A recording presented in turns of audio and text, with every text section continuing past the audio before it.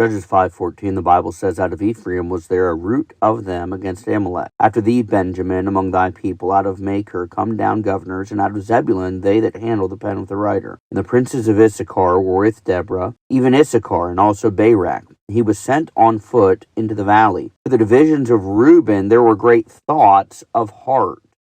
Why abodest thou among the sheepfold, to hear the bleatings of the flock? For the divisions of Reuben there were great searchings of heart. This passage, Judges 5, is a song of victory of God's people. Deborah and Barak, they had led an army against their oppressors, and they nailed down this guy Sisera.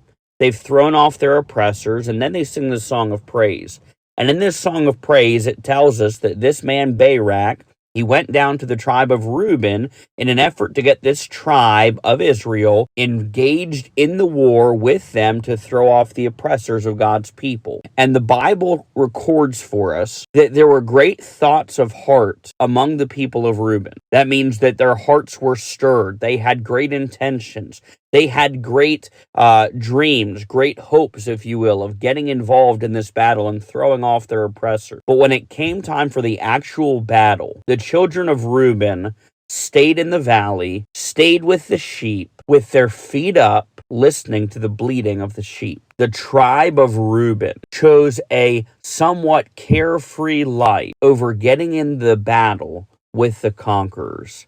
Now, this is so important. I want you to notice a few things. The tribe of Reuben had the same opportunity to get involved that anyone else did. Now, their life not involved was a little more at ease than the rest of the people, but they had every opportunity to get involved. The tribe of Reuben, they also had great stirrings of heart. They considered getting involved in the battle. They wanted to get in the fight, and some of them probably were zealous about the idea of getting in the war and overthrowing the oppressors of God's people. But the Bible records for us that they abode in the sheepfold. While everybody else was out there doing the work, while everybody else was out there fighting, the tribe of Reuben stayed at home. As I read this, the great tragedy is not just that the children of Reuben stayed at home. The great tragedy, as I read Judges 5, is that God's people still enjoyed victory. God's people, they still enjoyed the fruit of their labors. God's people still threw off their oppressors.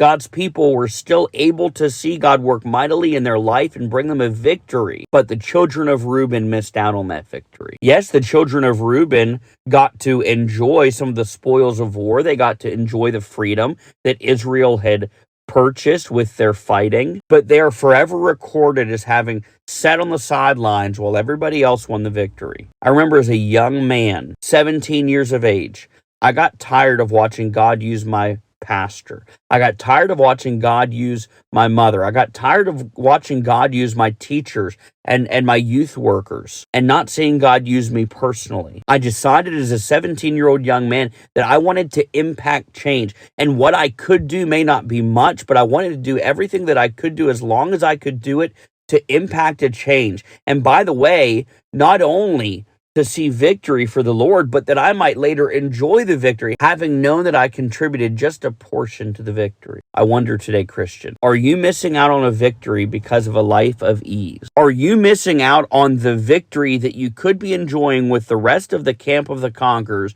but instead you're sitting with your feet up, unsure of which way to go? You say, well, I have great intentions and there are things I really want to do for God. So did Reuben.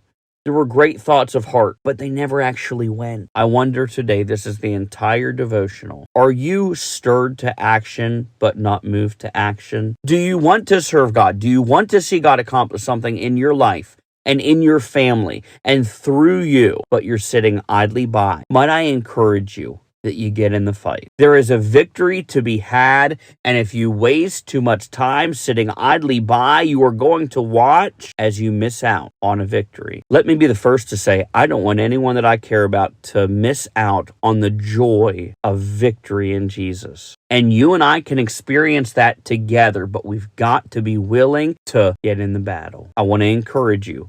Don't miss out. Don't be part of the camp of the conquerors, but miss out on the victory. Get in the battle so that you too can enjoy victory in Jesus. We love you, folks. We'll see you tonight at 7.